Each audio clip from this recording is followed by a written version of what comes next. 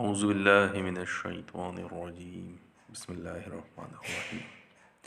سی این این نے قرآن مجید کی 133 سال پرانی تلاوت کی ریکارڈنگ نشر کی ہے۔ یہ دنیا کی سب سے پرانی تلاوت ریکارڈنگ مانی جاتی ہے، جس کے ساتھ مکہ المکرمہ کی سب سے نایاب ویڈیو ہے۔ یہ تلاوت سننے والی ہے اور ساتھ ساتھ محفوظ رکھنے والی ہے۔ یہ کلپ سورۃ الاحزاب کی تلاوت کا ہے، جسے عثمانیوں نے سن 1885 میں مکہ میں فلم بند کیا تھا۔ اسے اس وقت فلم بند کیا گیا جب فلم نئی ایجاد ہوئی تھی۔ یہ کلپ مشہور شخصیت توماس ایڈیسن کے محفوظات سے دریافت ہوا ہے، جن کے پاس قرآن کی تلاوت کا یہ نایاب خزانہ موجود تھا۔ آئیے اس کو دیکھتے ہیں اور سننے کا شرف بھی حاصل کرتے ہیں۔ اللہ تعالی ہم سب کا حامی و ناصر ہو۔ جزاک اللہ۔ أعوذ بالله من الشيطان الرجيم.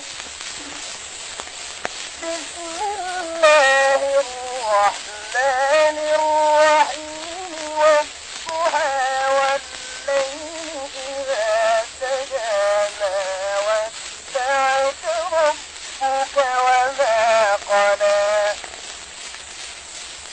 وللآخرة خير لك من الأولى ولسوف يعطيك ربك فترضى ألم يجدك يتيما فآوى ووجدك ضالا فهدى ووجدك عائلا فأغنى فأما اليتيم فلا تقهر وأما السائل فلا تنهر وأما